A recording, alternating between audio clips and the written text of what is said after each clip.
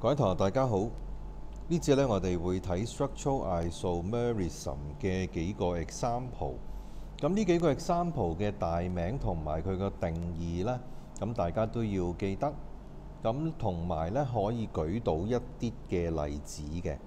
咁所以呢，如果你記得個定義嘅話呢，舉例呢都好方便啦。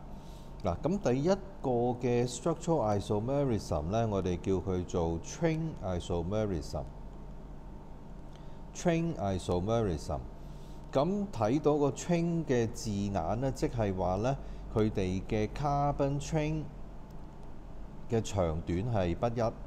咁點解會不一呢？咁因為呢，有機會出現係 strict chain 啦，或者呢，有機會係有 branch 嘅情況出現啦。咁所以呢，我哋舉嘅例子呢，可以係一啲嘅長嘅 hydrocarbon， 有冇 functional group 都唔緊要。而 chain isomerism 呢，主要係出現喺個 alkyl group 嗰個位置嘅。咁譬如舉個例啦，我哋可以用 C4H10， 大家嘅 molecular formula 係一樣。咁可唔可以舉到兩個嘅 chain isomerism、chain isomer 出嚟呢？咁你可以係4個 carbon 係一個 strict chain 啦，又或者呢3個 carbon 係 strict chain 加一個 branch。咁呢兩個呢，就已經係chain isomerism 啦。佢哋個關係係 chain isomerism。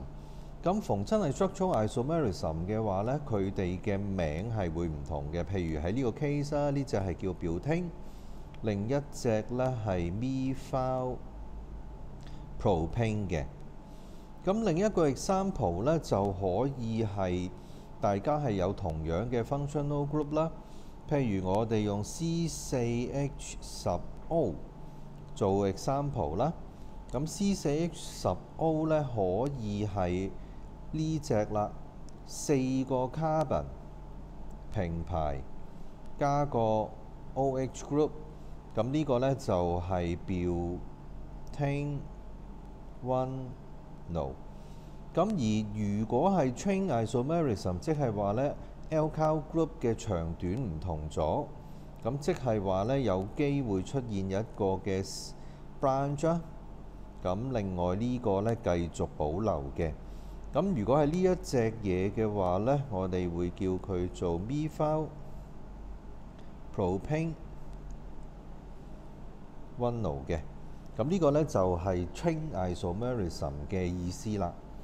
好啦，第二個 isomerism 係屬於 structural 嘅呢，咁我哋叫佢做 position isomerism。position isomerism。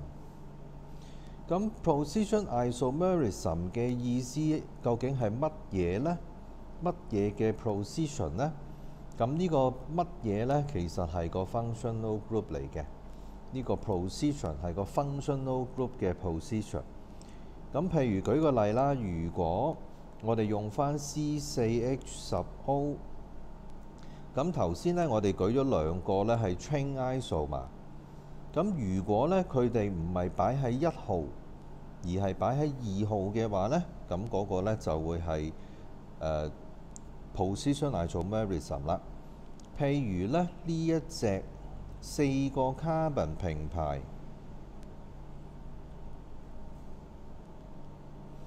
但係呢個 OH group 擺咗喺2號，咁呢個呢，我哋叫佢做 butane two no。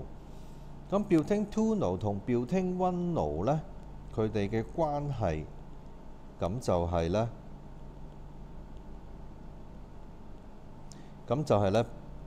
position isomerism 啦。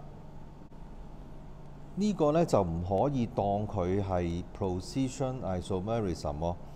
咁除非你拍另一個嘅拍檔啦，譬如個 OH group 又擺咗喺呢度。咁因為呢兩者呢同時間改變呢，咁即係話個 alkyl group 長度同埋個 OH group 嘅位置同時間改變呢，咁其實就有啲唔係幾好嘅比較啦。咁呢兩對呢一對呢，就會係 position isomer。咁而上邊嘅呢，大家個 alkyl group 長短唔同嘅呢，就叫做 chain isomer 啦。拜拜。